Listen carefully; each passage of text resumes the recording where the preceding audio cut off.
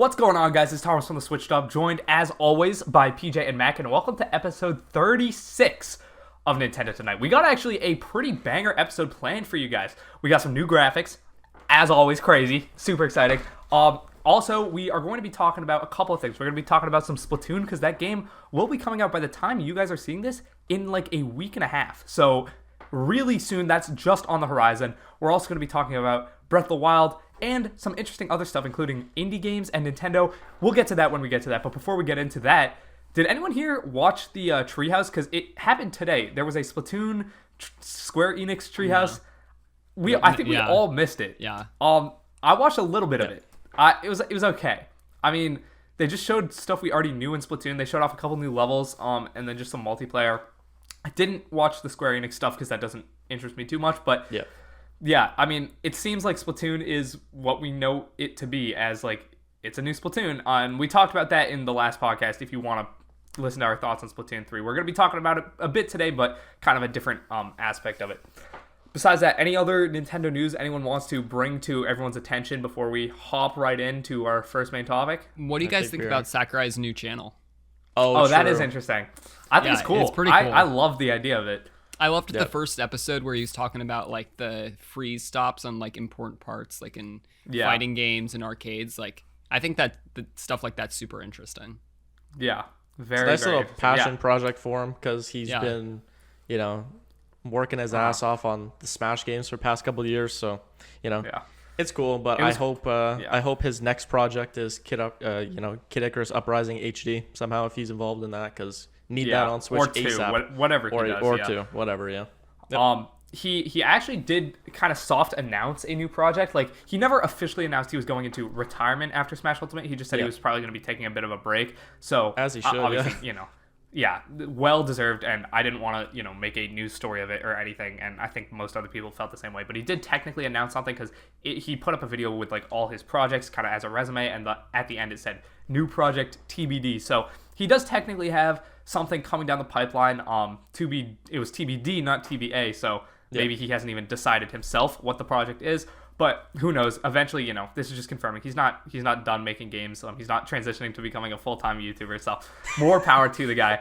It was so funny too, seeing him say like, I don't like saying like and subscribe, but I'm gonna say it once for this one video. Like that, I don't know, that cracked me up funny, like as a YouTuber, because you can relate so much, Yeah, believe me when I say like every YouTuber I've talked to would love to just be able to make the videos they want to make and not have to worry about any YouTube stuff, not have to worry about making a good thumbnail for click-through rate, not having to worry about, shoving in stuff that will make retention better, not having to have various CTAs or call to actions to like and subscribe. Trust me when I say we only do that stuff because it impacts the video's performance tremendously and makes it viable for us to make videos as a job. Like, every YouTuber I know personally hates calling for people to subscribe. They wish people would just subscribe if they wanted to, but literally, I swear to God, people forget. Like, you can check in our backend, like, we have videos that have way more views but fewer subscribers because we don't do call to actions, and then videos that have way less views and more subscribers than those videos that have, hundreds of thousands of views, because we just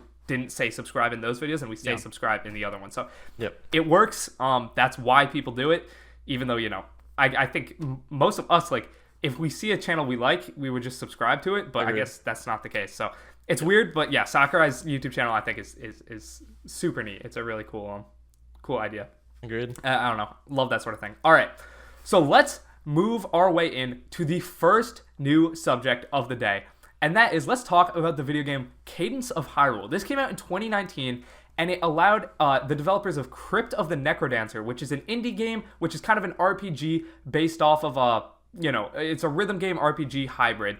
Nintendo allowed them to make a Zelda game that had the same style. Like, this is unheard of. Nintendo really had never let other companies work with their IP in the modern age. That changed in 2017 with Ubisoft and Mario plus Rayman's, and then it changed even further, letting an indie company work with them. Work with Zelda, arguably Nintendo's second biggest IP, for Cadence of Hyrule. And then we got pretty much nothing. Of course, we had like Starlink, had like a Star Fox thing in 2018, but I would love to see more indie games made by indie developers featuring Nintendo's iconic IP. And I think everyone's kind of with me on that idea. Like, that's super cool. Like, there's just so many cool ideas. And there's so many, in fact, that today, each of us have one indie game we've picked and one Nintendo franchise that we'd like to pair with that. And we're going to explain those ideas for you today. If you've played these indie games, great. You'll kind of understand how it'll work. If not, we'll do our best to describe them. I think I'm starting it off here with an Imogen Forms classic. Not SteamWorld Dig, but SteamWorld Heist. In my opinion, one of, if not the best games in the SteamWorld franchise. So the way this works is it's a turn-based RPG, which is not something I normally like, but they handle it absolutely perfectly. You start off invading a ship because you're like these space pirates. Sound familiar? And then you go in and you take turns and you aim your little arm cannon and you shoot and you try and do ricochet shots off the walls to kill the enemies. And the enemies during their turn can move a certain amount of spaces and then come and shoot you. I think this thing is super cool. It's super duper fun. And it reminds me so much of Metroid, man. Even the main character, I think her name is Piper in SteamWorld Heist, she kind of looks like Samus in the suit. I swear, everything about this game kind of reminds me of Metroid, and I would love to see Imogen Form Games get the Metroid license and be able to make a game like this, including Metroid. Like, look at that. Piper Faraday. She looks kind of like Samus. Like, am I wrong in saying that? She's got, like, the orange tint, at least. I don't know. A bit. They're in, like, a space thing. Look, you can kind of aim where you want to shoot. Headshots obviously do more damage. You can do ricochet shots. There's so much strategy to this game, and it would give us kind of a second 2D Metroid on Switch, because I don't know if we're getting another new 2D Metroid on Switch. I'd say probably not, because we got Metroid Dread, and maybe they remake, like, Super Metroid in that style, but this would give us a new 2D Metroid on Switch, but in a completely different style, but one that's equally as fun, in my opinion. I think this game is so sick. I think that's a great idea. More Metroid's always a good thing, in my opinion, and I think, this game, I love its art style. It feels like kind of like Celeste-ish with its art style, if you know what I mean. Yeah. Yep. It's got the same colors as Celeste, I would say, like very vibrant neon colors, but it's not, I wouldn't say it's hand drawn. I guess it is. It's all like 2D art assets, but they're layered on top of each other in a way where there's some serious like visual depth and visual like interesting like it's just an interesting looking game. It's an interesting playing game. There's a lot of strategy to it, and yeah, you can tell a great story with this style of game too, because they do in SteamWorld Heist. It's a fun story. You like can recruit new bounty hunters, and you have like a hub world, which is your main ship, and then you select which bounty hunters you want to take on which mission. You can 3-star every mission, so there's a bunch of replayability, and like all of this, I'm hearing all of this and just thinking this, but as a Metroid game, would be super cool. Like you could get other like space bounty hunters, because that's not something they like Samus very rarely has like allies in Metroid games. And I guess this would give them a chance to do that. Like, I don't know. I think this game fits the Metroid style nearly perfectly. And it would just be a great way to get another Metroid on Switch, because as it stands, we're getting Prime 4. We're probably getting a Prime trilogy, maybe at most another 2D Metroid in the form of a remake. But since we got Dread after so many years, again, I don't think we're getting a new 2D Metroid on Switch unless and that was a huge success. So yeah, Dread was exactly. That's another great point. Like Dread was a huge success. Prime 4 is probably going to be a big success because Nintendo has been waiting so long. They're trying to make this one truly right. They've switched development teams, all that, giving it to Retro. Also, there have been rumors of a Metroid Prime 1 complete ground-up remake instead of just a Metroid Prime Trilogy HD port. Yeah. So I don't know, a Metroid game in the style of SteamWorld Heist, that would be a day one purchase for me. One of my favorite indie games of all time, and it's just an absolute banger game, absolute banger idea in my opinion. I think that would work it's a great really, idea. really well. Yeah, would be sick for sure. Sure. Mac, I think you're up next. I'm excited to hear what you got cooking up in the lab, so to speak. Yeah, that's a good pun. So, Overcooked, probably one of my favorite party games to play on the Switch. It's just like everybody knows how to like play it. Like off the top, you just you get the recipes. It's kind of like a Cooking Mama game that people used to play back on their old like flip phones and stuff. It's super simple, and with a casual audience, I think goes another casual franchise, so to say, Kirby. Kirby fits perfectly with this game because it's food related. Like what is he doing? He's inhaling food, but you don't play as Kirby. You play as Waddle Dees cooking the food, and then all of a sudden you have a bunch of Kirbys coming in and they're hungry and they're mad and they want some food. And you got to feed them in time or else they're going to suck you and shoot you out into the distance. So you got to be ready. What do you guys think about that? That's awesome. And that actually sounds really something fun. that could happen, because the new Kirby game, like Kirby has always been not afraid to make like those smaller smaller spin-off-ish games, titles. yeah. The new one is like only $15. It's multiplayer focused, like this would be. I think that's a great. I love the twist of playing as a Waddle Dee, and then the Kirby is the hungry almost kind of really like a zombie Call of Duty like wave system where like you got a bunch of Kirbys coming in and then you like relax for a bit and then more Kirbys come in. I think it's like a slam dunk, honestly. Yeah, that's a great idea. It just goes to show, man, indie developers have such great ideas. Giving them the license to these games, or to these franchises, I mean, like these iconic characters, that would be super sick. Overcooked is also Overcooked 2 is one of the best-selling Switch games. It's sold over 1 million units. One of the rare indie games on Switch to do that. It's constantly in the Switch's bestseller list, so that, it makes complete sense. You already got Overcooked 1 and 2 on Switch. I don't know if they're making a third one. I don't think so, at least. I think they just put out DLC like a year ago or something for one of them. Yeah, that tracks. That tracks. They're still updating because, again, so many people play, so why not keep updating these games? PJ, you ever play Overcooked or no? Oh, sorry. I did a little bit with one of my friends like a bunch of years ago, but I think I played Overcooked 1 for like half an hour. But no, what I was gonna say was like that's actually a great idea, and also it would be an opportunity like similar to like Rayman and the Rabbids to kind of like grow the Waddle Dee fan base kind of thing. Yeah. Because it's that same sort of opportunity. Like, what if there was like the Waddle Dee games the same way that we see that there's like the Rabbid games now, right? So. It's an interesting opportunity for sure. Yeah. And I think what's cool about playing as a Waddle Dee is that if after a couple games you can start customizing your character, you can like get different bandanas, you can have like change. I think it's a great idea. Also, I've got a killer name for it. Kirby's Lunch Rush. That's pretty bang. That's banger. Yeah, that's actually a banger. Yeah. This is probably the most realistic out of, I don't know PJ's at all, but this is probably the most realistic out of the choices. Because I saw you put the Overcooked trailer in the Discord, but I was thinking like, what Nintendo game mixes with, for some reason Kirby just did, it seems so obvious now in hindsight, but Kirby didn't even come to my mind when I was thinking about that. I was like, what? Like, I was thinking Mario, no, like maybe Zelda, like at the castle, but no, it didn't. I don't know. I couldn't think of one. I thought you were gonna go with Animal Crossing, maybe like an Animal Crossing mini game. Yeah, I could see that. True. Kirby works the best by far. Yeah. Like Kirby's Lunch Rush, that would actually work too. Like that's, I don't know. I think that's really, really realistic. Because you can put so many gimmicks in there. Sure. Like I'm just thinking, what if there's one level where you're out in wispy woods and the tree that like blows things, like every once in a while it will blow all the plates off, so you got to start over. Like that's so much idea. Yeah. There's so many gimmicks. Much you can do with that. Yeah. Yep. Exactly, bro. Exactly. Yeah, I love that idea. You're winning most possible out of the entire list for sure. Yeah, that's a sick idea. That's definitely a sick idea. All right, so next up, I have my game, so to say. So this is actually the gameplay you're seeing on screen right now. This is Curse to Golf. We played this at PAX. Obviously, the three of us went to PAX East in April. Yep, very fun.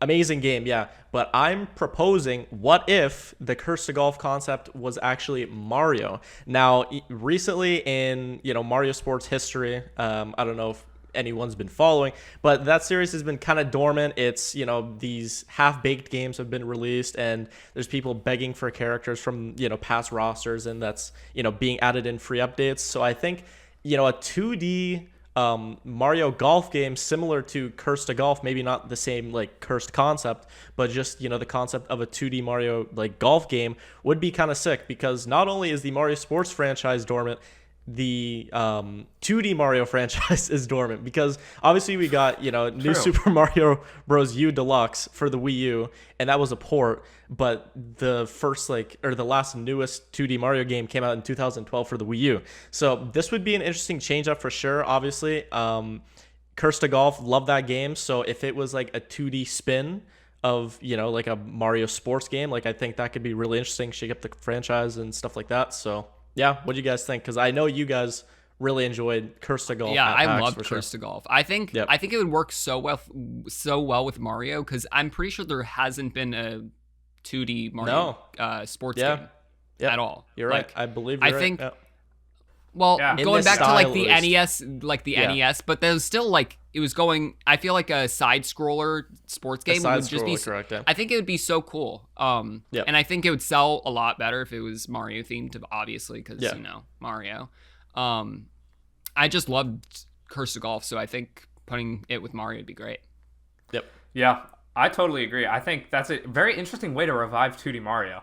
Because 2D Mario is very like Mario Maker, but like everyone agrees that since Mario Maker 2 exists and you can even make your own worlds in that game, 2D Mario needs a huge shakeup. So while obviously I don't think people would consider this like a mainline 2D Mario game, it would be a way to get that 2D Mario fixed. Because like what if you shoot your golf ball and then you have to like move your character and platform over like to get to the ball to shoot it again?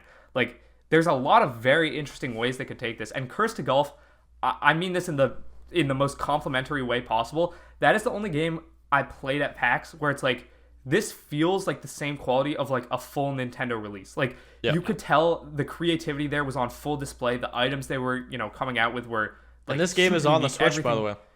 It is. Yeah. If you have not, if you haven't picked up Curse to Golf, do it. I would pick up that game. I bought it. Unfortunately I've not even surpassed to where I was in the demo. I've just been busy. But as soon as I get moved into college and all that, because I'm moving in like in a week, I will be grinding this game because it's just so fun, man. It is an absolute blast, and honestly, this is kind of a cheat code because you put this with the game itself is so fun. You put this with any franchise, it would be a banger. But of course, Mario Golf, like no one talks about Mario Golf Super Rush, man. That game came out and went.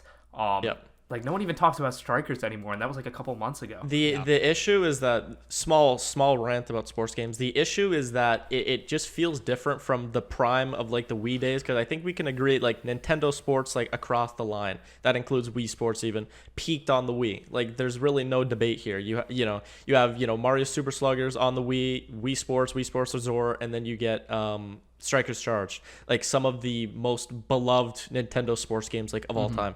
And then, you get to the Switch era where, you see these like sports games and they're getting these free updates, and it's like these shadow drops. It's like, oh, you forgot about this game. Hey, by the way, in Strikers, here's Daisy, and also here's Shy Guy, when they should have been in the base game.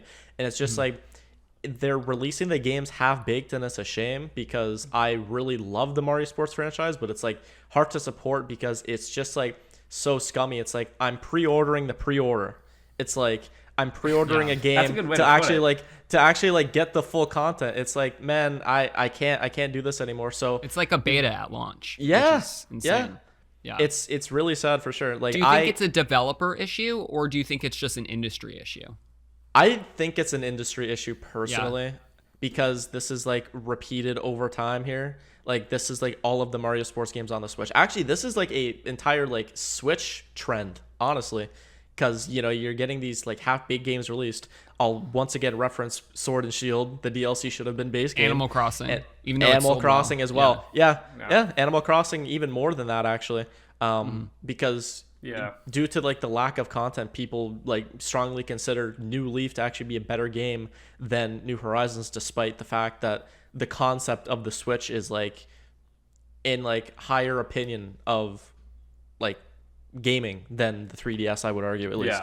So you're expecting more from New Horizons. But anyway, small rant over, but definitely a Curse to Golf Mario style would be sick. Like I actually, hot take, hear me out.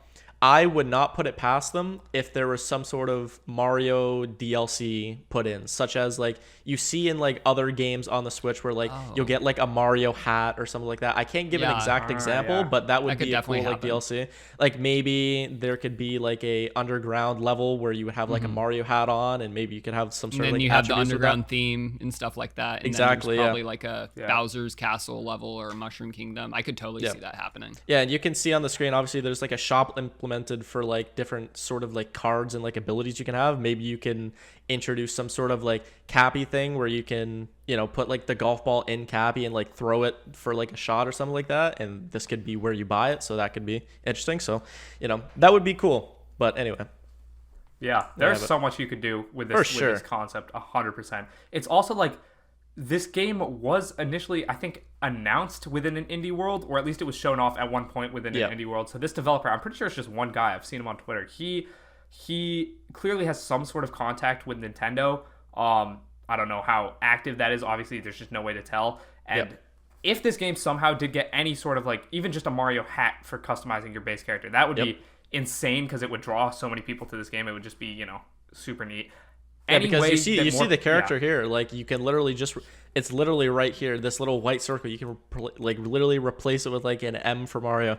Like it's right there. So it's just all about if Nintendo, you know, wants to reach out to this developer and give them the right to do that. Because, like, this game, again, we cannot sing this game's praises enough. And that would be really interesting to see it in a Mario Golf related format. Like, my mind is racing with power-ups. Like, literally every single Mario power-up, what if you could put it on the ball? So you give the ball, like, the propeller suit, and then the ball, like, is able to float up a little bit, or like a boomerang or something where it goes, you know, like that. Yeah. I think that'd be pretty Ice flower, and it slides on the grass. Like, there's so many ideas for this thing. And granted, a couple of those ideas we just mentioned are, like, pretty closely parallels to power-ups in this game. Like, there's so many power-ups in this game, so much, like U-turn, you literally saw in the thing, U-turn, that's like kind of like the boomerang idea. There is so much, you know, there's just so much in this game, man. It's a phenomenal title, and if somehow this developer could get the rights to Mario, which would obviously let a lot more people see this game and whatever potential Mario sequel he made,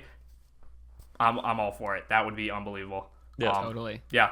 In terms of like probability, I guess, or how likely it is, I think Mac's idea definitely takes the cake. But honestly, I could see like a Mario hat DLC or like some items or like a level, something like that in the future. I could see. It really just depends on how successful the game is for sure. But, you know, we are yet to see that, of course. So, 100%. I mean, yeah, it's really interesting. And just to close off this segment, like, Nintendo opened the door with Cadence of Hyrule.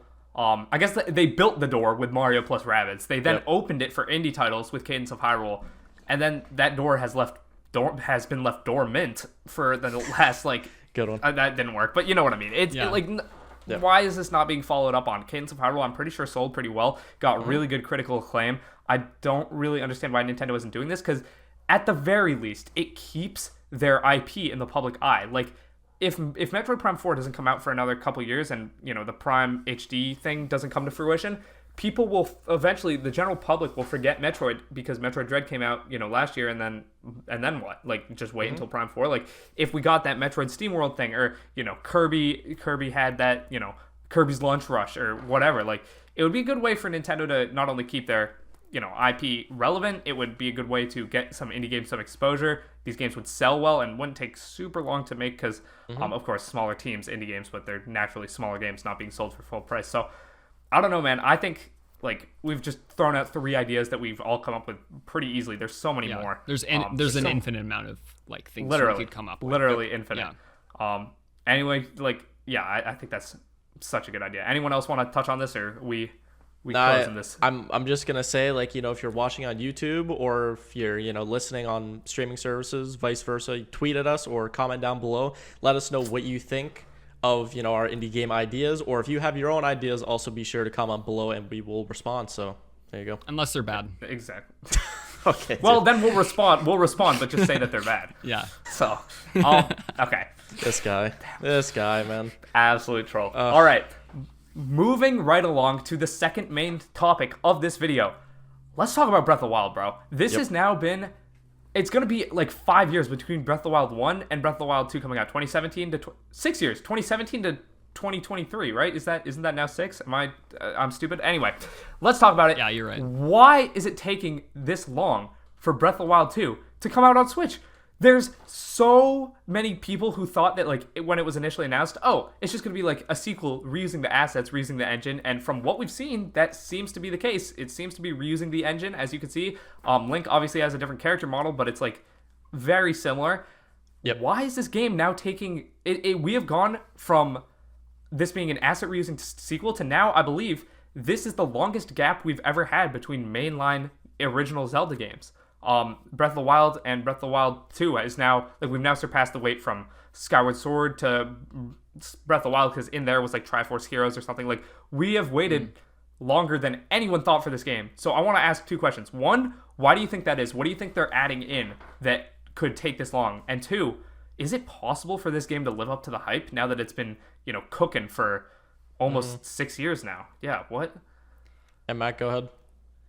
I think it's just like the Sky World or whatever they're making, because it feels like there's gonna be an entire another level to Hyrule this time around. Like with the I don't know what that power up is or whatever it's called, where you like nobody knows fly honestly. up. Or, there's so many like different things they're adding, and especially like the weird like arm here. thing, That's what like about. the Winter Soldier thing they've got going on with Link's left arm. Yeah.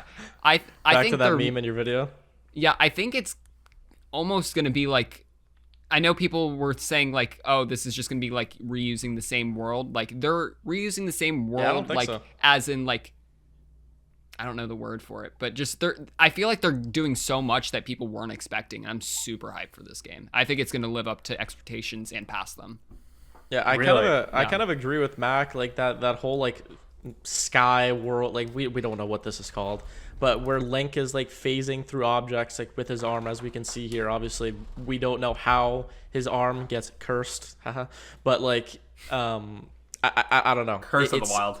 It's got to be the name. Yeah. Sorry, Curse of the Wild. We're gonna be so mad when it's not Curse of the Wild. I know. It's not. But like it's not we see like there's this whole world here. Like obviously just showing with my mouse, but like there's this whole like world like above regular Hyrule. So it's like that is probably what's taking so long and making the game stable, which Pokemon should learn from, but that's a whole other topic. So anyway, but yeah, I think that's kind of why I'm also not upset that it's delayed, because I have the standpoint of like, delay the game if it's not ready, don't push it out, kind of like last segment how we talked about with Mario Sports, like pushing out these half-baked games, and it's like really upsetting because it's like you're pre-ordering a pre-order. It's like, bro, like what are we doing?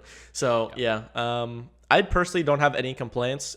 I think it's like Q1 of 2023. Is that when they said it's supposed to come out? Yeah, I think spring of 2023. I think was the original thing. So I'm thinking like March or April. Honestly, that could be the thing. Also want to ask you guys, because there has been rumors of a new console, a new Switch, and we've obviously seen the gaps where it's been like 2017 the original Switch, 2019 the Switch Lite, 2021 the Switch OLED, and now. If it follows that same pattern, 2023, there's going to be another new Switch come out. So do you think it's possible that this could be a release on like, regular Switch and like a Switch 2 or whatever they would call it? They could totally and maybe go that's that causing route. the delay. Yeah. Like how they announced the Switch in October and then, hyped it up for a couple months and then released it in March. They could definitely do like that same again, like a 2017 sequel. Yeah. Yeah, it's possible, because think about it. They kind of delayed, like this was never officially confirmed, but everyone assumes when they delayed Breath of the Wild, because it was originally supposed to come out at the end of 2016, everyone assumed that when they delayed it to then launch with the Switch, like Breath of the Wild 2 didn't really need that delay. They just wanted it to be a launch title for Switch, so they pushed it back because of that. I think it's possible that's what's happening right now, because even the Switch Lite launched with Link's Awakening like on the same, or within the same week, I think. So they clearly like putting these kind of big games, because Metroid Dread and the Switch OLED. They like doing that, and it's smart. And if any game is going to push the base Switch to its limits and make a good case for purchasing the Switch Pro, it's going to be this game. We're looking at it right now. I mean, this game looks beautiful. Like, the Switch original barely, I say barely, like, it can barely run Breath of the Wild. Like, of course, it runs relatively well, but at the same time, like Korok Forest, you'll get a bunch of like frame dips. And even then, I can't imagine then having to load essentially another world on top of that. In the sky with those volumetric clouds. Like, there's a lot of concern here from a lot of people, including myself, that this will not run super well on the original Switch. So I guess it's possible that it's being delayed. But in that case, like if it's being delayed specifically for a new console and it's not like they're pretty much done with the game as is, or at least they're on the finishing stages, like if they wanted to, they could release it for this holiday. Why have we only gotten one trailer for the game? We got the announcement trailer, which was entirely like a cutscene pretty much, and then we got one like 1.5 minute trailer. Why have we not gotten a second trailer? You think they're saving that for maybe a September or January direct, or for when they announce this new console? Yeah, I mean, I think a new Switch console could answer a lot of questions, honestly, in the Nintendo community, because like we also are wondering, this is total off topic, but I'll broaden it a little bit, like where's Odyssey 2, because that game was obviously uber successful as well. And like generally right now, like I know we have like Xenoblade and like Splatoon coming out, but like in terms of like Nintendo's biggest franchises and like Mario and Zelda, like we have not heard like anything from that for like quite a while, which is a little uncharacteristic. Like it seemed like a very quiet year for them. Like there hasn't really been anything like this year in particular that's made me go like, oh my god, other than that, I think it was January Direct that they had this year. I can't even remember. With so long the ago. Booster Course Pass and Switch Wii Sports. Sports. And, strikers, all that. Yeah, which those games, in my opinion, like are not very like graphically intensive. But if you look to games like Breath of the Wild 2 and possibly Odyssey 2, those could be pretty graphically intensive. So maybe that's why we haven't heard anything. But I think it could be a mix of maybe like the new quote unquote Sky World, we're calling it, like there's no real name for it, or a new console. I think that's probably like the safest bet to go with. Who knows? But I'm happy that it's getting delayed because I don't want a game that's like half baked, especially like of this standard that they set for like the first Breath of the Wild game. But yeah. Okay, so I want to talk about something else then, still related to Breath of the Wild and its eternal development. Breath of the Wild 2, that is. Do we think so? We have base Hyrule. Do we think that's going to be changed much at all, or no? Like, I'm just curious. Do like the base land of Hyrule? Not talking they about the may Sky expand it. It's possible. Yeah. I feel like the outer borders, they may add more to it. They may like completely decimate different areas like that got ruined in between. Here. Yeah, and like look at that. Hyrule is going to be like it's going to change. Like it's definitely going to change. I feel like they're kind of like indirectly telling us this like right here. I mean, we literally see it breaking, and whatever this is. Mm-hmm. We assume some sort of like Ganon, some sort of Ganon revival, and his power like destroying Hyrule. So the original map is definitely going to be like a foundation for what the game the map is. But I feel like as the game goes lots on, of changes. As the game goes on, I feel like there's going to be a lot of like changes for sure. Yeah. Okay. Where do you think we're going to start? Because I don't think we're going to start on the Great Plateau again. Do you? Like, what do you think the start of the game is going to be like? I think the entire Great Plateau will be gone because that area functioned entirely as a tutorial. Like, you had the high peaks to demonstrate the temperature changes and whatnot. You had like that entire area essentially acted as a tutorial. I think that will be part of the map that has been decimated the most. But I couldn't tell you where we're going to start. Maybe in like a Sky World area. It's possible. I think also this game will have a fair amount of dungeons. A lot of the footage we've seen has been either in the sky or underground. We've seen very few shots of actually on Hyrule, like base Hyrule. And something interesting about that is underground was not really a part of Breath of the Wild 1 at all. There were like no caves that you really ventured in. The dungeons weren't underground. They were obviously the divine beasts. There's really nothing to like point at as a reference for Breath of the Wild like underground footage, but in even this trailer we see a ton of underground like boss fights or stuff like that. So I'm thinking not only will the original land be pretty like decently changed, like it's not nothing super major, but also not like just minor changes. Like I think there'll be a pretty sizable change. I think on top of having scattered islands above, there will be dungeons and caves, because clearly there are no more divine beasts. That can't be their solution to dungeons anymore. And while I don't know if shrines are confirmed or anything, I wouldn't be surprised if I wouldn't be surprised if shrines weren't there either, because they're such an integral part of Breath of the Wild, but they could like be changed to like underground like ruins or something like that and serve the same gameplay purpose. So I think underground is going to be a huge part of this game too, and I think the playable area of this game I think is going to surprise everyone, because Breath of the Wild was already the biggest like open world game that Nintendo had ever made, but adding in essentially a layer on top and a layer underneath, I wouldn't be surprised if this game like really shocks everyone with just how much content. Like right there you could see for a second there was a like a little dungeon area that is not in Breath of the Wild 1 in any way, shape, or form. It's very, very, very interesting stuff from what we've seen so far. Like no one really knows for sure, but man, interesting. Back to where, just to finish this off, I just want to say like one quick thing.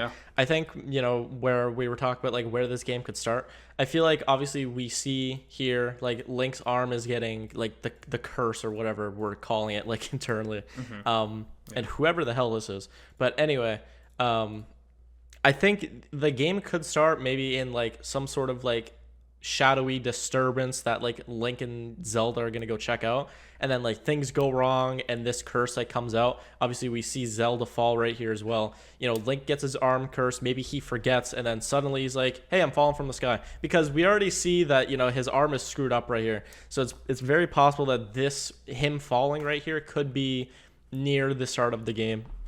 Somehow, I don't know. Yeah, I personally think we still know nothing. That cutscene with Zelda falling, I think, is probably near the beginning of the game. Yep.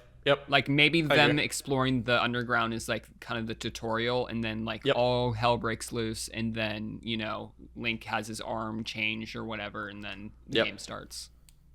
Yeah, I could totally see that. I think, man, this game.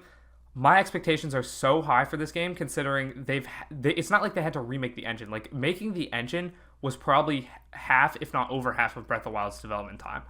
So they didn't have to do that here. They purely could focus on new content. So my expectations are through the roof for this game, and I don't know if it's going to be able to live up to that. Like, I'm so excited.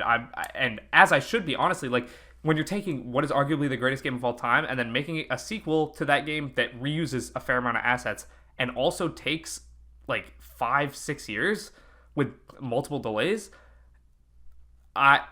expectations are at an all-time high for this game within the Nintendo community. And I don't know, like, I just don't know if they're going to be able to live up to that. I think the only way this goes wrong is if it's like a Galaxy to Galaxy 2 situation, where it's like it feels more like a DLC and a rehashing of what happened in the first game, and not a building upon what happened. That's the only way I see this going wrong. Yeah.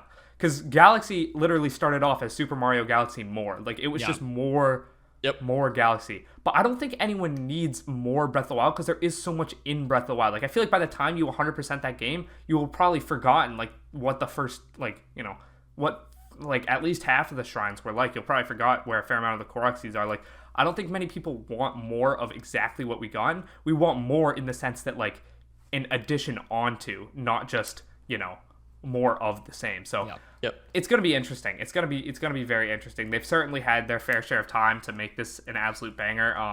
I have faith in this team, because Breath of the Wild is one of my favorite games of all time, but who knows, man? Who knows? It's going to be interesting to see the results regardless later next year, or early next year, I guess.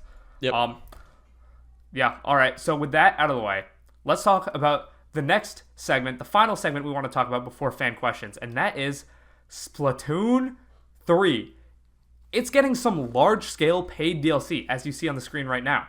Large-scale paid DLC. Not even Octo expansion was called large-scale paid DLC. It was just an expansion. It was a paid DLC, but it wasn't large-scale. The fact that they're saying large-scale makes me think it's going to be big. And now, as we can see in this picture, that is clearly Pearl and Marina. At least that's who it looks like, the host from Splatoon 2.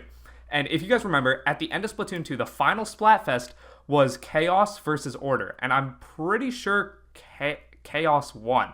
I should probably look that up, but I'm pretty sure Chaos won. So whatever this is, I think it's going to be building off that, because Pearl and Marina are seemingly absent in the main campaign. So clearly they got this whole campaign dedicated to them. But I want to talk not about the story, whether, Chaos or Order, blah, blah, blah. I just want to talk about what, like, gameplay-wise this could be. Because in the Treehouse today, the very little of what I saw was the single-player campaign, but they are combining Splatoon 1 and 2's campaign with Octo expansion. They let you, like, choose your loadout, and different loadouts give you different rewards, like in Octo expansion. And some of the levels look just like Octo expansion and have similar gameplay to that, but some of them are more like the base campaign levels that we've come to know and love from the first two installments. I don't think this DLC can or will be just another Octo expansion or another single-player campaign in the style of Octo expansion or 1 or 2, because Splatoon 3's single-player campaign really does seem to be the culmination of that. And it even said so in the direct. They said this is the culmination of, like, this Splat-tastic story or something when talking about the single-player campaign. So I have a couple ideas to toss out about what this paid DLC could be, because I do not think it's just going to be another typical Splatoon single-player campaign that everyone seems to think it is, because I feel like that just wouldn't make sense, considering we're kind of getting the culmination of that already in the game. So I think multiplayer-wise, they got to be very careful if they make this a multiplayer type of game, because we saw this in the base Mario Kart 8 on the Wii U. It's always a little messy when you split up your player base for multiplayer games with paid DLC, because I don't think they're gonna make it so only the half of the consumer base that buys the paid DLC will actually be able to play this multiplayer mode, because then you only have half of the install base to matchmake with. It's just going to be a little weird if they do that. I think it's possible, though, that this is a big open world Splatoon campaign, because that's not something we've gotten before. Everyone kind of thought Splatoon 3's campaign was going to be open world because it looked like that from the initial reveal trailer, but it's not. It just isn't. We can see that in the footage now, now that we have like better luck. Excuse me. Do you guys think this will be kind of an open world Splatoon campaign that leans more into RPG elements? Or if not, what do you think it could be? Because I got a couple ideas even for multiplayer, despite the fact that it would be messy if they did that. Again, with Mario Kart 8, they did it anyway. It was messy, but they did it. So it's possible. I'm just curious what you guys want to say first. So I personally think it's going to be multiplayer, because I feel like rehashing another like Octo expansion after already putting a new story mode in, it just, I don't know. I don't think that's where they would go with this. I think the way they'll go is they'll go multiplayer, but I don't think it'll be an issue, because the way Mario Kart's multiplayer works is that it's just racing on new tracks. Like, it's basically like it's the same thing. But I feel like with this multiplayer DLC that they could put out, it could be an entirely like new mode with a different lobby. Like, my idea, of course, is Battle Royale. I think you go to like a different like store or whatever, you go in there and then you go into the lobby and it's just the people with the DLC. So you don't think that would be an issue then, splitting up the player base? No, I don't think so, because with that, like if they were adding like a new ranked mode, I don't think that would be an issue with. I think that would be an issue, just like how with Mario Kart DLC tracks, but I don't think it would be an issue with Battle Royale, because it's a different kind of Splatoon mode. Like, yeah, it would be kind of like Salmon Run. I think if Salmon Run was DLC, I think it wouldn't be an issue for Splatoon 2. I kind of understand that. I understand that line of thinking. I initially thought it wasn't possible, but you've kind of convinced me. I think it is definitely doable. What are your thoughts on like what this could be or how they're going to handle it, PJ? I mean, I'm with Mac. I think hopefully it's a Battle Royale. They have to be very careful with all of this, of course, because there's the expansion pack possibility with that entire thing. But like, this also scares me a little bit, or not scares me a little bit, but back to, previous points where we're saying like half-baked games. And I'm not saying that Splatoon 3 is going to be half-baked, but like if we're going to have to wait to play like, this new Battle Royale mode or something like this, or like even a new like sort of multiplayer like Mac was talking about, like I think I would kind of have a problem with it. I wish it would have been like delayed rather than us having to like pay for this, but it's interesting because I didn't have like high thoughts of Splatoon 3 initially anyway, just based off of like what I saw early, but this could change my opinion, so just got to wait and see what that is, because as of right now, I'm not going to be buying it because I'm, not the biggest Splatoon fan, but, I would like to play it casually, but I can't really, like, justify it just based on, like, what I've seen, like, difference-wise, Yeah, for sure. Yeah. Could you explain more about, like, what your open world idea is? Because I didn't really... Yeah. So I was thinking more along the lines of... I hate to say Breath of the Wild because that's everyone's instant open world, comparison. But a massive one-level map, think more along the lines of Bowser's Fury with Lake Lapcat. But mix in some RPG elements. So you start off, on some island.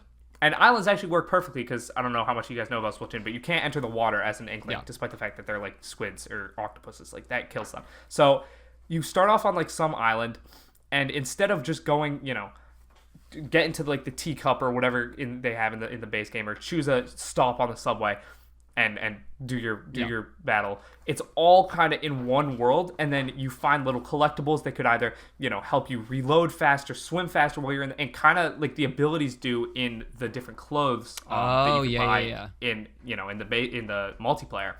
And then you could find different weapons and whatnot, and maybe what instantly comes to mind for me is Chaos versus Order. I just looked it up. Chaos did win this Splatfest, so you could be on like the side of like the Order team trying to restore order to this crazy area because everything's chaotic. It's chaos. Yeah. And so you'll be working with Marina, I guess. Maybe Pearl could be the boss because she was on Chaos's team during the Splatfest, or she could have realized the error in her ways and she's working with the Order team now as well.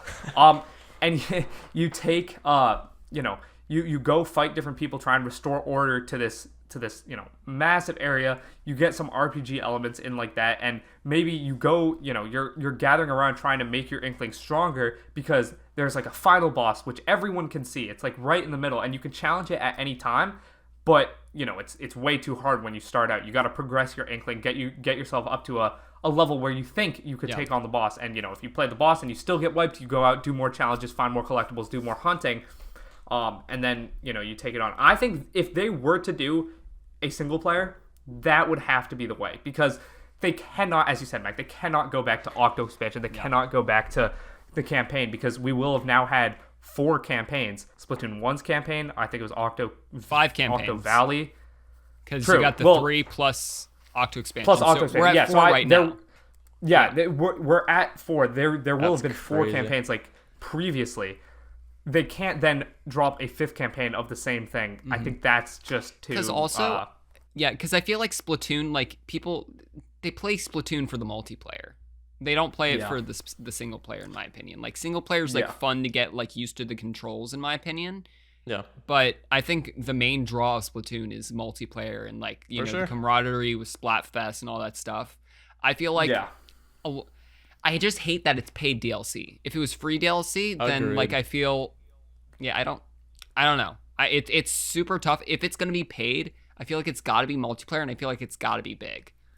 So it could be Battle Royale. That's why I've been, that's why I wanted to bring this up, because the way you phrased it about being multiplayer makes complete sense, because I initially thought there's no way they split up the multiplayer player base, but if it's not even in the lobby, if it's in a completely different area of Splatsville, which is what they're calling the hub world, then that makes sense to me, because it would be like Octo expansion. You just go over there and it's like, oh, you can't access this area unless you buy the blah blah blah, whatever. Yeah. And then once you pay for it, then you get in, and of course you're only maybe that's what the train is for. What, because you saw the train in the original trailer. What is the train used for in the game? Do we know? I think it gets you from the customization area, which is like the place with the Eiffel Tower flipped upside down, and I think it's called the Splatlands. It gets you from there to Splatsville, which is the hub world area. So it's possible that there's another stop on that train. I personally, I know that the demo, the Global Testfire demo or Global Splatfest demo is now, you can download it and go into it and explore Splatsville. I personally haven't yet, but I'm sure there's all sorts of nooks and crannies where they could add stuff within that, kind of like how the subway station in Splatoon 1 or Splatoon 2 ended up being the Octo expansion. But like before, it was just some random subway station that people just thought was there for decoration and world building. So I don't know. It's very, very interesting though. Multiplayer now does kind of seem like the way they're going with this. And I think we can all agree. I just want to bring this up, just see if anyone disagrees. This will be included in the Nintendo Switch Online expansion pass. 100%. I was saying, right? I've been waiting to ask that question. Yep, agreed. Yeah. Because they have to keep terrible. They have to keep building that, because it's getting there for me, for it being worth the purchase. I think I would like to see another Nintendo Switch Online retro library of games added on top of this paid DLC, whether that be Game Boy, GameCube, whatever, before I would be okay, I think this is worth now. But for sure, it has to be. I mean, it's one of Nintendo's biggest franchises. We talked about this last episode. Nintendo's internally what they consider their big 4 is Mario, Zelda, Animal Crossing, and Splatoon now. So has to be. Agreed. Yeah, I think I just want to see if anyone disagreed with that. I think we're all on the same page and on the right page. Because even Octo expansion, and I'm happy about that. Yeah, I thought that the way they were going to do it was only have multiplayer expansions in the expansion pass, because the first one was they launched it obviously with Happy Home Designer, which is inherently multiplayer because it's Animal Crossing. Yep. Then they put the Booster Course pass on it, but then they also put Octo expansion pass on it, or the Octo expansion on it, which is solely single player. So I guess that doesn't really mean it's going to be single player or multiplayer. I'm kind of leaning towards multiplayer. If it's multiplayer, Battle Royale would be huge. Maybe I don't even think if it's multiplayer they could do a bigger version of Turf Wars, like a 10v10, because even then, that's not enough to warrant a new purchase. I'm just trying to think what other shooter games, not games, but what there other was shooter, your Bed Wars idea, which I love. I think that's a good idea. Bed Wars. I made a short about that on the Switch Shop channel. If you guys don't know what Mac's talking about. Could it be Gun Game? Is that a thing? Ooh, I've that's thought a good about idea. that. I think I mentioned that in a past video, maybe a video I scrapped. I definitely thought about Splatoon gun game. I feel like if they did that though, it would be a new ranked mode for like the anarchy battles or the ranked system that they've talked about. It's possible that it's gun game though, because I guess gun game would have to be solo. Yeah. Because you could do team gun game, but that's a little finicky the way that would work. Yeah. It could be gun game because that would be the first ever multiplayer Splatoon thing where you're not with a team of 4. Yeah. So it's possible. There's. No, I was just gonna explain like the concept of it because like obviously this is a Nintendo podcast and like Call of Duty, which is what the concept of gun game is. A lot of people might not know. So basically, gun game is I believe it was like lobbies of like 8 or 12 or something like that. And you were solo. You would start with like a pistol or something like that, and then when you would kill somebody, your gun would like you'd get like a different gun, and you'd have to get like 30 kills to like win the thing, and you'd get a different gun after every kill. And then if you were to get like knifed or something, then you would get like demoted back to the gun that you had before. So obviously you could start with like some really terrible Splatoon weapon, and then get like a really really good one, and maybe it could be like 15 kills, but of like a smaller scale. But sorry, just wanted to like explain that because like obviously Nintendo and Call of Duty isn't very the crossover might not be too big. The Venn diagram's pretty. The circles are in different rooms. Literally. I think it's interesting. Gun game is actually a good idea because I thought about that being a new ranked mode like Clan Blitz or Splat Zones, but I don't think that would work super well because you would have to. I don't think game. the way but like the terminology. True. I feel like the terminology large scale paid DLC like that. I mean that has to be battle royale, right? Like come on, Yeah, but at the same time they put in the picture of Pearl and Marina, which makes me think solo, like single player, like a story mode thing. Yeah, because all of the idols have had or not idols. I don't know. Is that what they're called? Like all of the I think the stars or whatever. Yeah, or the hosts or whatever. All of the hosts have had like not ramifications, but they've had roles in the single player, and even Pearl and Marina, they had roles in the Octo expansion. They were actually huge parts of that. So seeing them coming back for a new paid DLC makes me think it has to do something with the Chaos vs. Order Splatfest, right? Because possibly, that was literally the biggest Splatfest of all time. It was called like Splatpocalypse. I'm pretty sure they said that whoever wins this will have like there will be ramifications for the next game. I remember that being like talked about. So I think that it's got to do something. It's got to be something with that because they've already told Pearl and Marina's like stories. They've told like how they met, like all of that stuff through the Octo expansion and like the little logs there. So it's got to be something with that Splatfest. Chaos versus Order though, like Chaos wins, and what is a battle royale if not chaotic? So maybe it's something like that. I don't know. I'm trying to think. There's so much that this game could be.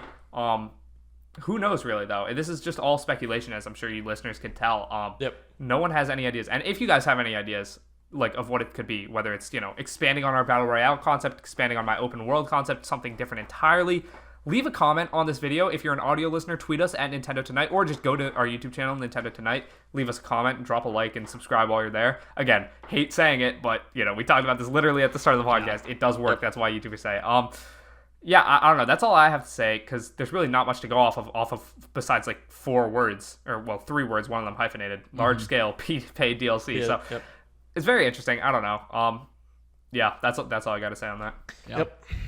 All right. So last segment here, the Q&A. You guys ask us questions, we answer. You guys either tweet us or leave YouTube comments or leave it in the SwitchTop Discord, which will be linked in the YouTube video or anywhere you find SwitchTop social media. So anyway, let's go to the first question here. First question here from Matthew asking, do you guys think they're holding on to Mario Odyssey for next gen? What about Mario Kart? Considering the Booster Course Pass doesn't end until Christmas 2023, I'd say that Mario Kart is doomed for next gen. So I feel like we start with Odyssey and then, we get to Mario Kart. So what do you guys think? I kind of like your idea, PJ, where they're releasing a Switch like every year with the original in 2017, then the mini, the light, the OLED, and then maybe a Pro next year or something. Yep. I could definitely see like I definitely see if they're releasing one next year that it's Breath of the Wild. That's like their go-to one, kind of like with Dread and then Link's Awakening and then the original Breath of the Wild. Yeah. But I feel if it's like a Switch 2, then it's got to be Odyssey. I feel like they're definitely working on a 3D Mario game. They're not just sitting there like twiddling their thumbs. They're making a Mario game. You know? It's just, I think they want to release it at a time that will actually like get them more system sales. So, yeah, I definitely think I think they're probably holding on to it. At least I at least don't think they're just like trying to rush it out for like next Christmas. I feel like they've got a plan. Yeah, I totally agree. Yeah. Yeah. I would agree. I think Mario Odyssey 2 wouldn't be you're totally right, Mac, in the sense that that's not a game that is like a graphical showcase for the next for the next system, because Mario Odyssey looks amazing on the Switch because it's more of like a cartoony art style, and it's it doesn't have to render as much at a time, because like the biggest kingdom, the Sand Kingdom, compared to Breath of the Wild's entire open world, Breath of the Wild does like a better job of like showcasing what the Switch can do. Exactly. Even though Odyssey, some would say, looks better just because the style is so beautiful. So it's definitely the type of thing where Mario Odyssey could be holding off until Switch 2, but if they're about to announce a Switch Pro, I don't think they are. So I think honestly what we could see is just a repeat of 2017, where Breath of the Wild launches at the start of the year to kind of showcase the Switch Pro, and then Odyssey 2 comes out at the end. I don't want to say has new content, but maybe like maybe in some way has some gimmick that makes the Switch Pro a more appealing console to play that on, and therefore is is another system driver for the Switch Pro, because like that's gonna be the hardest part. Is like Breath of the Wild is the type of game that will convince people who don't have a Switch Pro to get a Switch Pro, because you want to play this game in like the highest graphical fidelity. It's that type of game. Mario Odyssey, that's not really the case, unless for some reason they make it only 30 frames per second on the base Switch and then 60 frames on the Switch Pro. But even then, like, you can't really do that, because Mario Odyssey 1 is 60 frames on the Switch, so people will think it's like artificial. I think Breath of the Wild is definitely a better showcase for the new Switch, and I think Odyssey just kind of happens to be, I think they're just going to kind of drop it at whatever holiday they're ready for. Unless they are saving it for the Switch 2, then in that case that's years away. Yeah.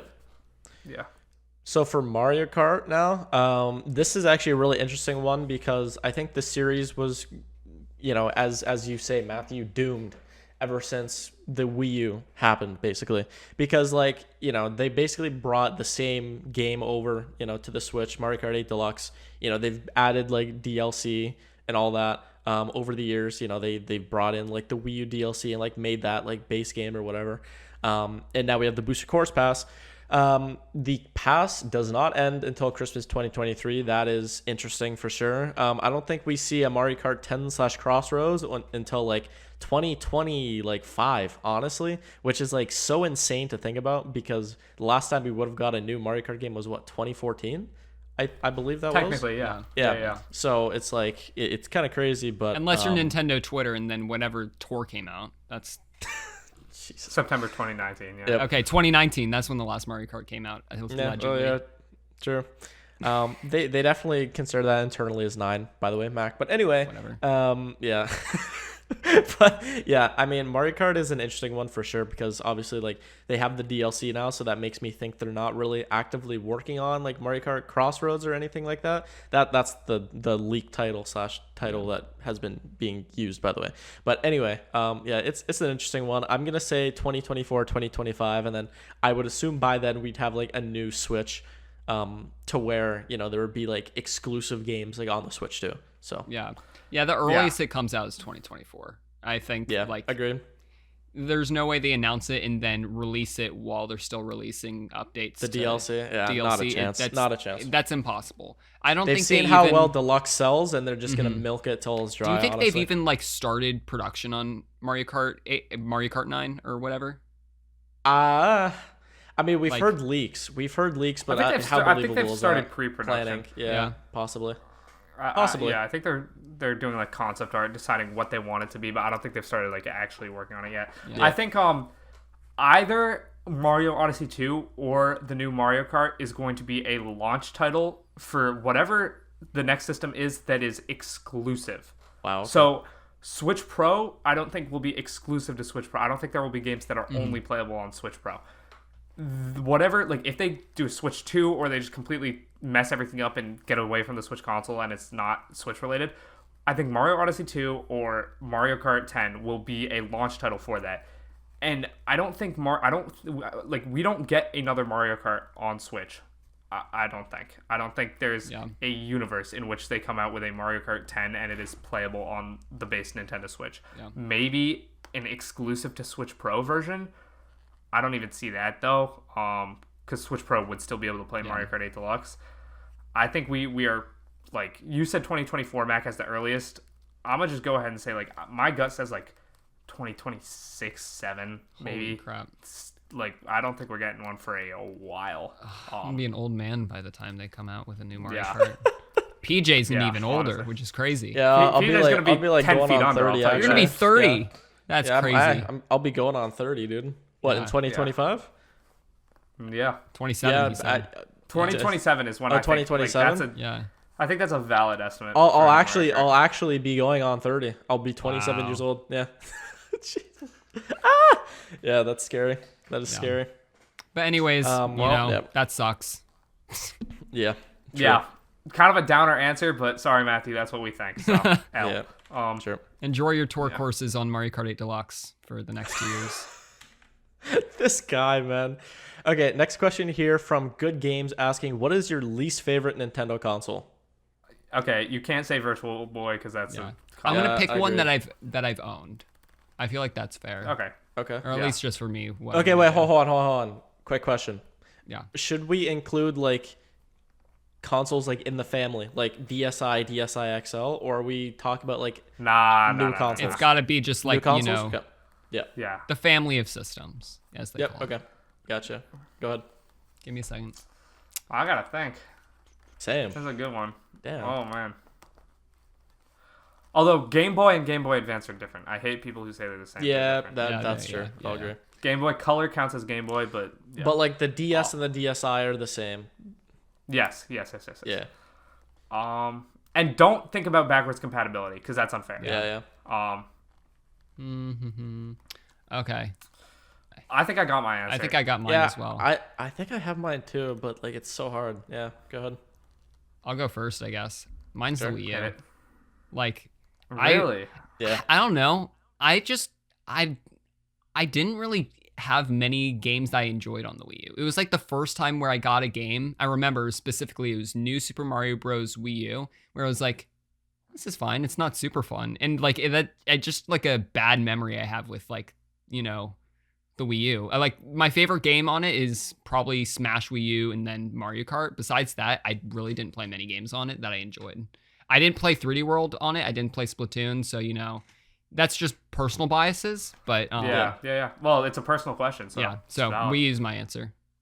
I actually agree with Mac, the Wii U, because I mean, I kind of started on Nintendo YouTube making like Smash Wii U prediction videos, I guess. Mm-hmm. And I got like the Wii U late. So I don't know, like I played 3D World and stuff, but like, that was fun. But again, I don't have any like fond memories of it. Like every other Nintendo console I have like good memories of. Like obviously I didn't own like a NES to like N64, like that, like, era or anything.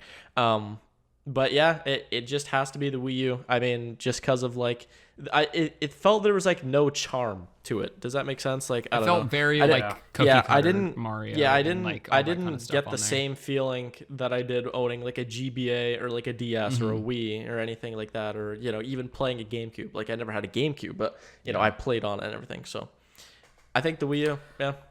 Yeah, I have two. One is the original Game Boy.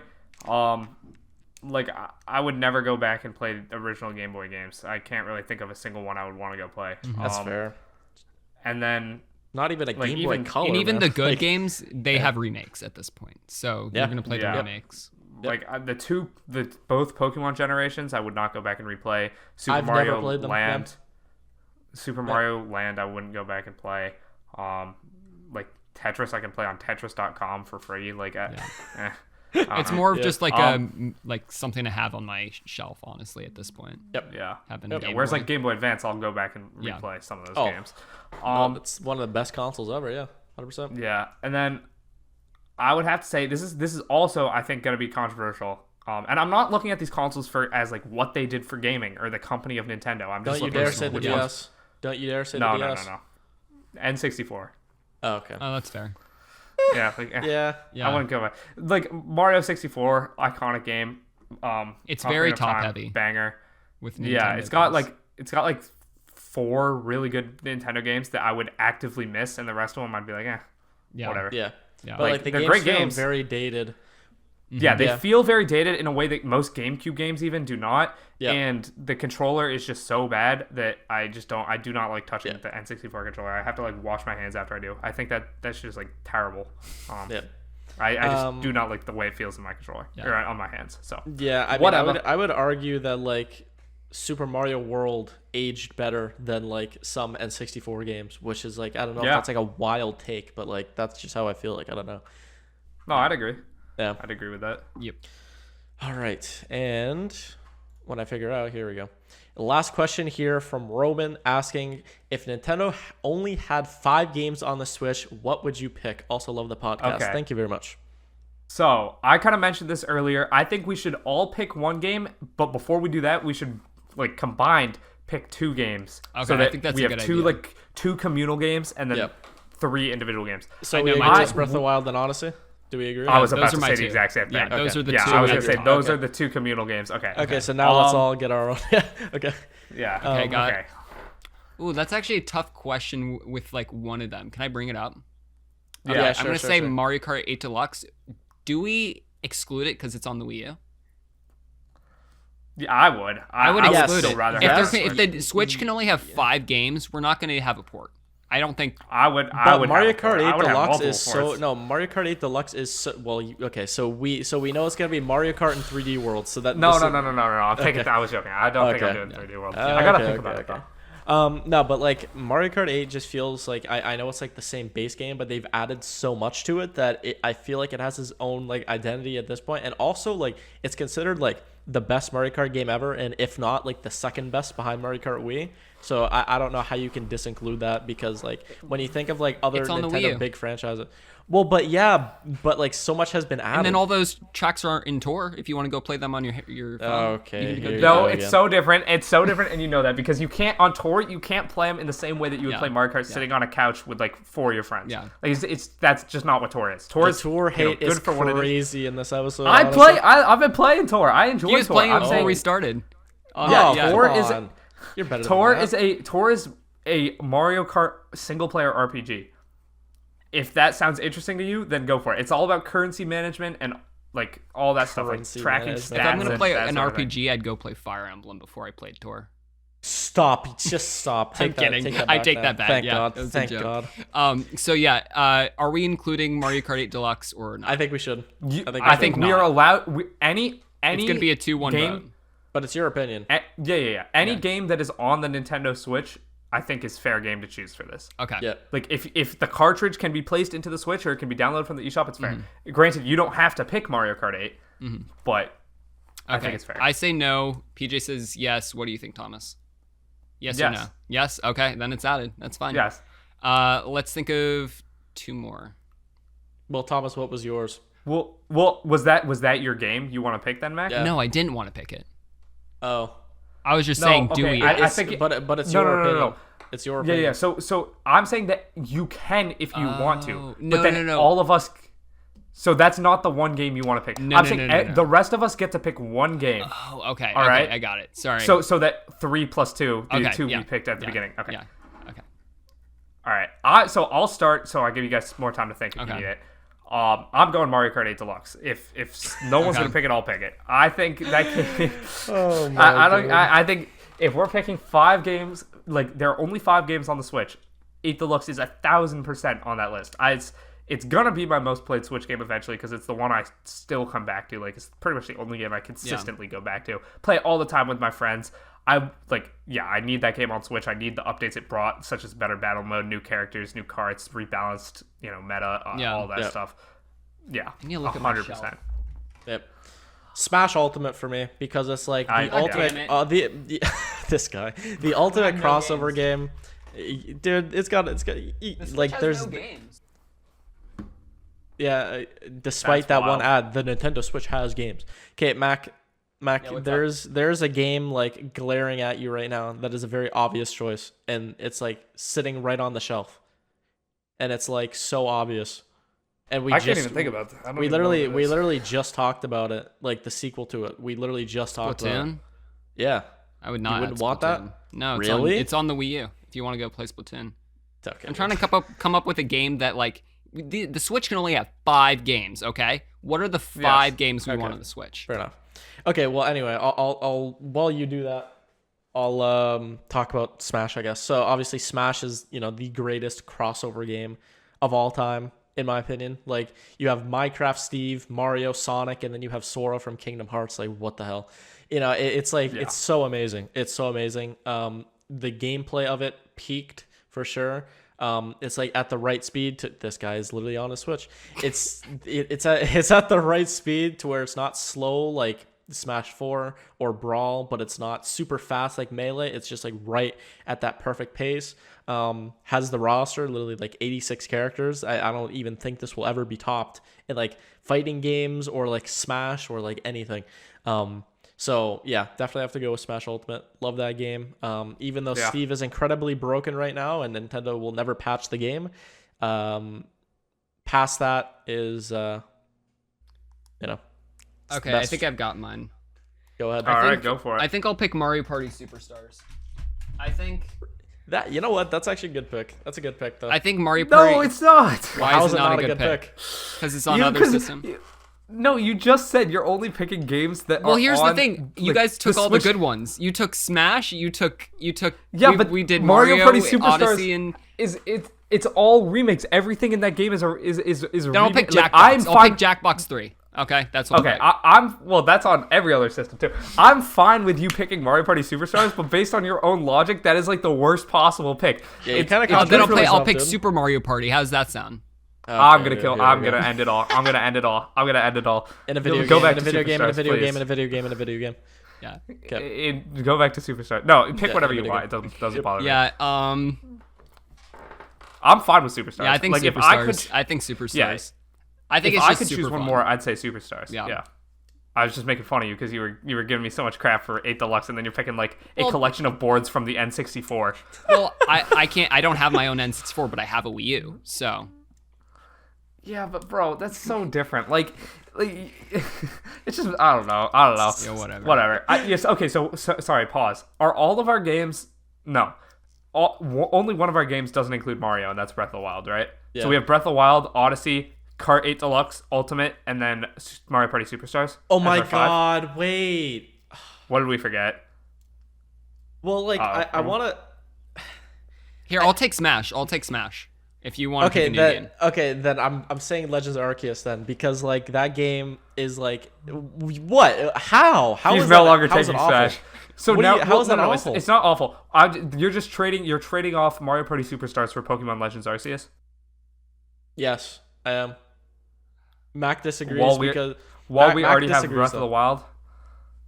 I'm fine with whatever. That's fair. As long as I get Mario Kart 8 and Odyssey and Breath of the Wild, I don't really care what the other two are. Yeah, I'll stick with Smash. I think Mario Party's not a bad take either. It's a legendary like franchise for sure. So yeah. I feel bad that we don't have a Pokemon game on then. I mean, I never played Legends Arceus, so I can't really speak to that. I did not get far in that game at all. I loved that game. Mac got bored and lost or something like that. I don't know. He needs a map or something like that. But yeah, I don't know why he didn't like the game. But yeah.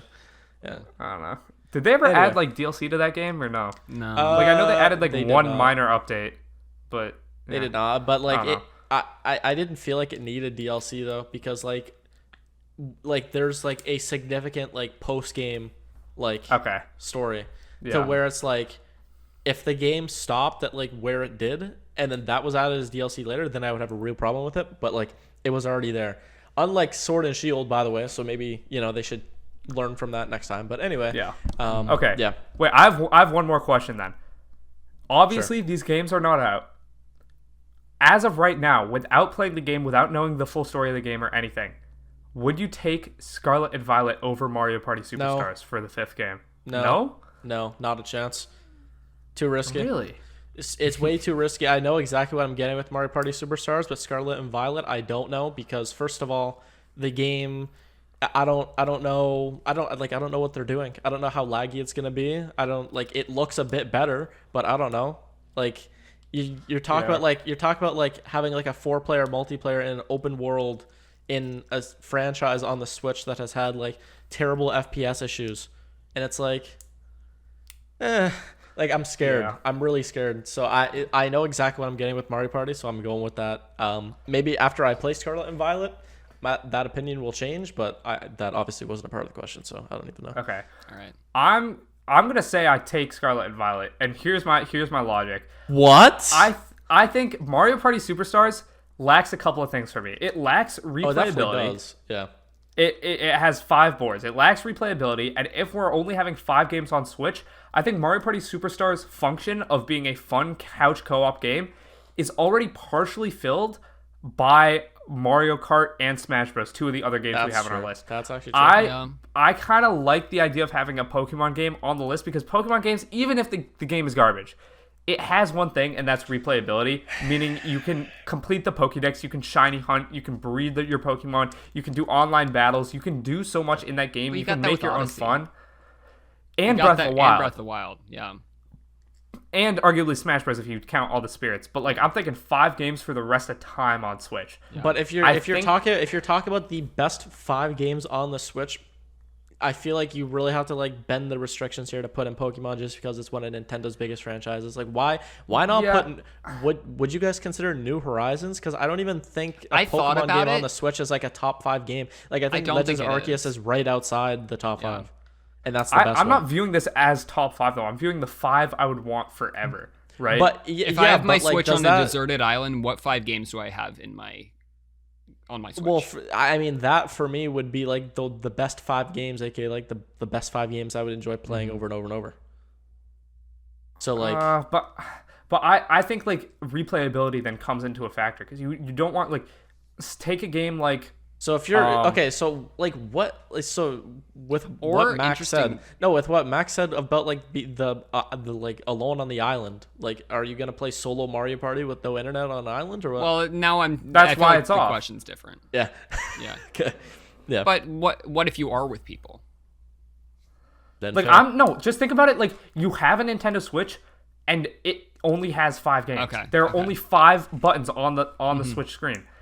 I don't think I want 3 of those to be taken up by games that for me are generally couch co-op. Mm-hmm. And so I think I would. But they're so great, you know. I think Mario Kart and Ultimate are so great. I don't think Superstars is a phenomenal game. I don't think it needs to. What would we put there then? I'm saying personally, I would either put Splatoon 2. Or Splatoon 3 if we're using the concept of we can put games we haven't played yet. I would either put Splatoon 3 because that's infinite online, or Pokemon because that's very long single player. But I don't know. That's just me. I think we have our top 4 for sure. Yeah, but the very long. I think we can go with Superstars. I'm fine with Superstars for our overall, all of us picking the 5 games. Mm-hmm. I'm just saying if I was able to, though, yeah, if I was able to singly do this, I would probably go. Oh, this gets tough, because then I think I would want both Splatoon and Pokemon, so I think I'd have to kick out Odyssey or Breath of the Wild. That's insane. What? No, because there's single player games that you can come to a definite end to. You're farming for clips right now. I swear. No. No, but if you're talking about top tier single player, Animal Crossing literally fits that criteria perfectly. No. You say you don't want couch co-op, but you literally have New Horizons, which if it was New Leaf, I would say New Leaf for sure. But New Horizons, just after 2 weeks, I feel like there's nothing to do. New Horizons relies entirely on your own creativity, and I think I would get bored of it before. If you think of the fact that Pokemon, it doesn't rely on your own creativity. It relies on the fact that there's 500 Pokemon there, and you have to capture them all. And some of them will only show up on in the wild area on a Tuesday night. Blah blah blah. I know Scarlet and Violet won't have a wild area, but you understand. It's a whole thing. I don't know. Like, I'm just thinking Splatoon 2 has an insane amount of content. It's my most played Switch game. I think I overlooked that the first time around. It definitely has to be there. For me, I think. Okay, I think actually I'd kick out Smash Bros. Because I just don't play Smash Bros. That much. Yeah. Okay. I think I'd go Odyssey, Breath of the Wild, Splatoon 2, Mario Kart. Ooh, Pokemon or Animal Crossing for the last two. I'm not sure because it kind of serves similar purposes, even though they're like different inherently. What franchise has had better game, or like what have you enjoyed more playing on the Switch? Have you enjoyed Pokemon more on the Switch or Animal Crossing on the Switch? It's as simple as that. Well, it's Animal Crossing then. Animal Crossing. But I want Scarlet and Violet. I don't know. This is a tough question, bro. It's a really good question. Tough. Yeah. Yeah. This entire discussion could be a segment uploaded to the... I think we should just give our 5. So I'm going to do it right now. As a group. So as a group. Okay, sure. So individually. Yeah. Yep. Okay, so I'm gonna go Odyssey, Breath of the Wild, Mario Kart, Smash, and then I think I'm gonna go Legends Arceus. Okay, I respect that. Mac, hit me with yours because I'm still debating on mine. Breath of the Wild, Odyssey, Smash. You know, I'll put Deluxe in there, 8 Deluxe. Okay. 3D All Stars. Because 3 games. Oh my god! I forgot! Bro. I still wouldn't put that in there. Yeah. Wait. Oh my god. Because you have Odyssey and 3D All Stars. 2 of your slots are debated. Wait, hold on. But I really only play Mario games. Like. Okay, but so okay, but do you consider kicking out Odyssey for 3D All Stars because 3D All Stars has 3 games? No, not at all. If I had to choose between just for a slot, Odyssey, 3D All Stars. That's actually tough for me. I think I picked 3D All Stars over Odyssey. Actually, me too. It's 3 games. Me too. Because you have 64 Sunshine and Galaxy. If we're gonna go by like we can't have like one of the same game and like logically, like dude, I actually go 3D All Stars. I think the only constant of all of this has just been Breath of the Wild stays. So I think that just goes to show how good Breath of the Wild is. Yeah. You know? Yeah. Well, you're definitely right. Okay. So in that case, mine are... Okay, here, wait. Can Mac and I redo just, yours with 3D All-Stars, Okay, 3D All-Stars, Breath of the Wild, Legends Arceus, Mario Kart 8 Deluxe, and Smash. Okay, Breath of the Wild, 3D All-Stars, Ultimate, 8 Deluxe. This guy, you forgot. Damn it, I forgot what my last one was. But what did you say so far? Okay, I said Breath of the Wild, 3D All-Stars, Smash, 8 Deluxe. What about Odyssey? Mario Party? Are you doing Odyssey again? Are you doing Mario Party, Animal Crossing? Splatoon? I don't know. Because originally you kept Odyssey and 3D All Stars. Yeah, I'll put in Odyssey, honestly. Okay. I think, respect that. Yeah.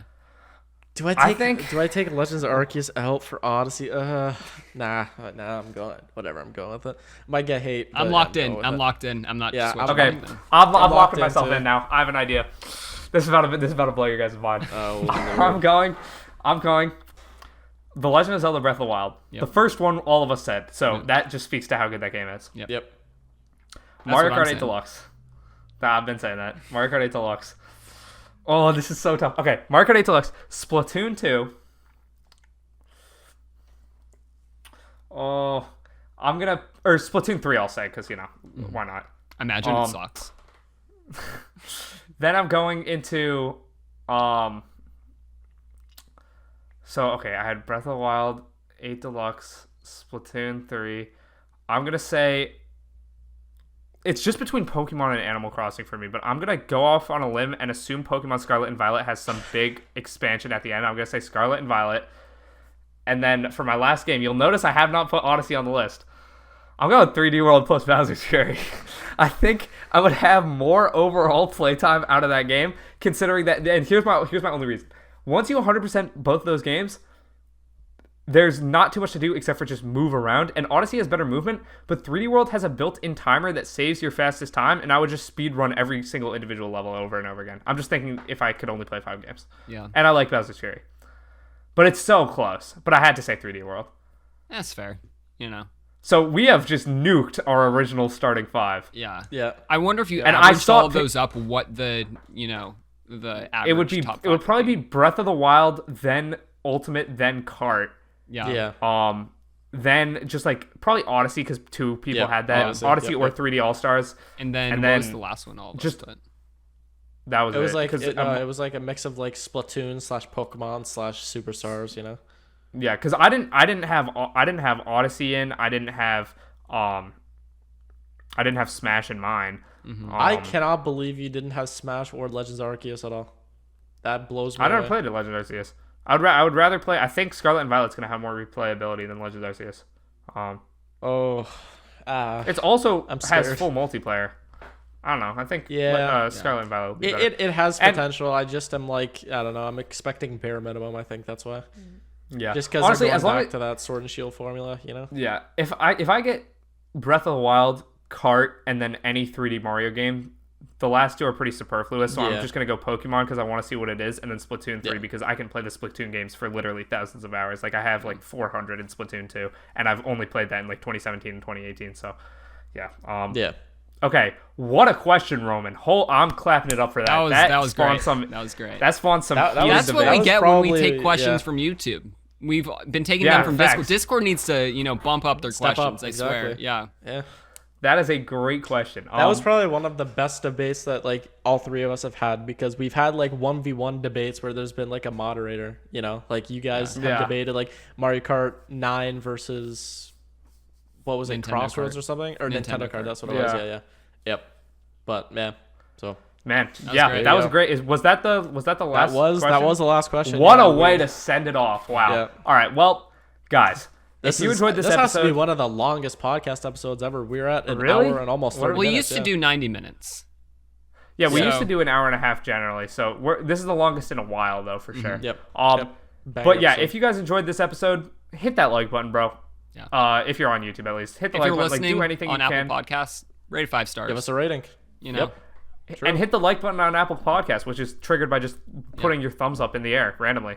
And if you're on Spotify, Apple knows. Share it with your friends. Put it on Twitter. Is that how Spotify works? Nintendo Tonight? Yeah. And there's no way to rate on Spotify, so. Yes, there is. Yes, there isn't. Yes, there is. Yes, there is. Yes, there is. Stop lying. Oh, debate two. He just whipped it out. It's not on there. Stop lying. He's on his phone. Look for it all you want. Name a podcast, because I've already rated ours. The Yard. Joe Rogan Experience. Oh, The Yard. Either one. The Yard. Joe Rogan is just. Yeah. Although he did have an episode with Mark Zuckerberg that I was watching a little bit before we started, which is kind of. I have never listened to this before, but it says only listeners to the show can rate it. Check out a few episodes, then come back and give your feedback. So that prevents review bombing. But you can rate on Spotify. Okay, because I listen on Apple Podcasts, so I've never been able to rate. Oh, right, I don't know. There, Apple Podcasts has rate. Yeah. We can do 5 stars. Yep. Yeah. What are we at right now? Mac is just spewing cap right now. Mac, you're just lying. You're just lying to us. I swear I heard that Spotify didn't have that. Okay, let me see what we are. You're right. They didn't have it before, but they added it. Okay, PJ. Typical Mac. We're at 4.8. Exactly. What? Oh, let's go. No, we gotta get to 4.9. We gotta get to 4.9. We need. How many ratings in total? We're at 102. That's hype. That is hype. Let's bump that up to 130 before the next podcast. We're not recording another podcast. Man Steeler says, I listen to this all the time. Still my favorite podcast. See? We got some great fans. Well, I would assume anyone who's still listening would enjoy the podcast because they've listened to like an hour and a half, including a 30-minute debate on like top 5 Nintendo games. So let us know down in the comments below. What are your thoughts on the pod? Do you guys go back and listen to like past episodes? Also, I'm very curious. I've never thought about that. I have recently. I'm gonna say I have recently. I can't listen to any that I'm in because I just hate listening to my voice in conversations. I feel like I just like stutter over my words all the time. It's so annoying. You're doing it right now, Mac. No, I'm kidding. I go back and listen to them all the time. Wild. That's just foul. I just had to do it. You're not stuttering over your words. I just did more than you did. Whatever. Anyway. We're just gonna stop rambling. This is progressed from a podcast and now just 3 boys hanging out in a Discord having a chat. Wait, we got to get to 1:30. We got to like 1.5 minutes. We got to get to 1 hour 30. I was going to cap though, because what about the original syncing we did? Like that's like another couple seconds, eh?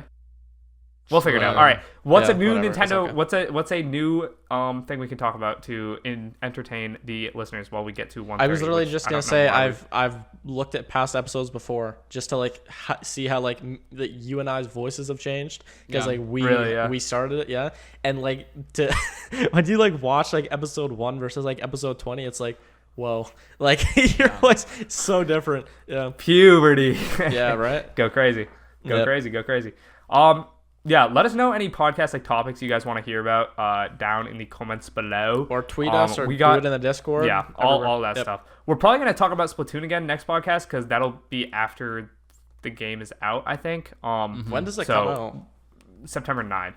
Right. So this'll be 3 episodes with Splatoon-centric segments in a row. So if you're interested in that, let me know. If not, oh well. Okay, last thing I want to talk about, because we've kind of mentioned this a bit. I think Mario Kart Tour is a fun game. I just want to talk about this. So Mario Kart Tour, the reason people don't like it is because Mario Kart is the antithesis to everything that an RPG is, right? Mm-hmm. It is about current fun in the now. Like no game is more fun in the now than Mario Kart, and I'll stand by that. Like when you're playing with 3 of your boys, like just grinding out some races, just like screaming, having a blast. Nothing is more fun than Mario Kart. But RPGs give you that like long rewarding sensation of like building up your money, like doing like trying to pull for a certain character, blah blah blah blah. I don't think that mixing the two of them is a very good idea, but they did, and that's what we got. So let's just look at it for what it is. For what it is, Mario Kart Tour blends the racing gameplay of Mario Kart with the single player strategy of an RPG very well, and it gives data analytic like focused people who are also fans of the core racing gameplay of Mario Kart something to do. Max, I want to understand your argument. Is it a good Mario Kart game? I would have to say like yes, because it just has so many courses and so many characters more than any other game has. Which I agree with that point. I agree with that point that the amount of content in that game, tracks and character wise, is great. It's great. Yes. And the one problem with that, though, is most people who play Mario Kart do not enjoy the style of gameplay inherently that Mario Kart Tour promotes. And that's why, even though it's still being supported with all this gameplay, you don't hear it talked about in the general Nintendo community, at least up until the Boost Course Pass, which kind of brought it back into the mainline, just because it's that content's coming to a mainline game that people enjoy. So, like, to sum it up, Mario Kart has always been a local multiplayer experience. Mario Kart Tour obviously cannot be that because it's a mobile game that's like majority single player. Like you race against like bots for the most part. So which is crazy.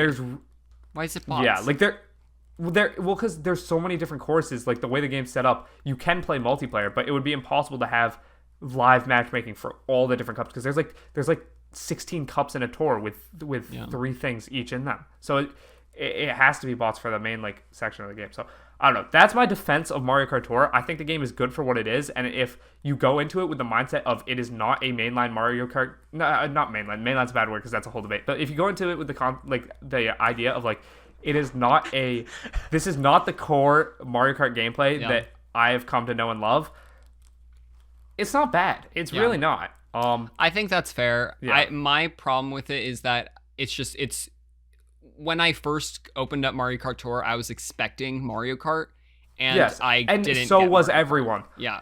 The problem with that is the game literally launched with no trailers beforehand. There was an open beta that was leaked, but it didn't have much of the RPG elements in it because it was so bare bones. It was just getting people used to the matchmaking and tracks, and it was only Android, and like you weren't even allowed to share gameplay of it. If Nintendo came out and said, "This is like we are releasing a like an RPG currency focused gacha game that uses Mario Kart as like its frame to do that," then I think people would obviously there would still be people who are mad, but people would be a lot more understanding. Whereas like people who open up Mario Kart Tour don't pay any money and then are like, okay, why am I I just picked like my little sister. She loves Mario Kart Tour because she just enjoys like she just likes to play when she's bored. She does not win like. She's good at the core gameplay, and like when we play multiplayer, she's fine.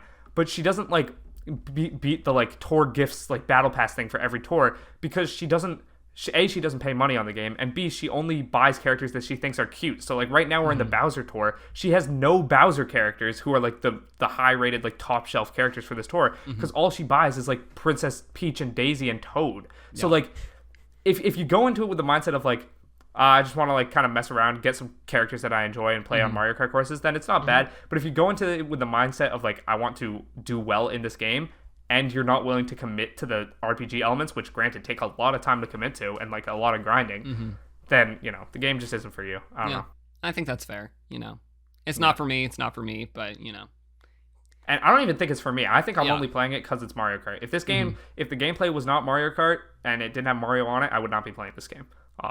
At all. The one redeeming quality of it to me is that they're taking the courses and bringing them to 8 Deluxe. That's what the main thing I like about Tour is that we're getting these courses on the Switch.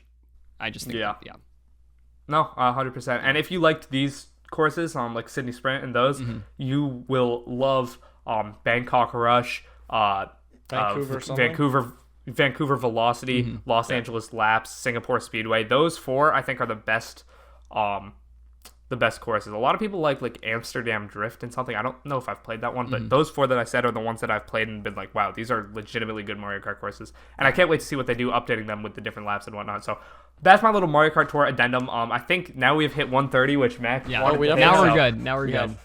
Yep. All right, so I'll let someone else outro because I feel like we've been talking for like a year and a half. Yeah, we can definitely end it off. Mac, I'll take from you. Thank you everybody for listening. Be sure to click that sub button if you're on YouTube. Click that follow button. Yeah, you've been demoted, kid. And Mac looks like a sad puppy. Okay. Anyway, we're signing off. Adios.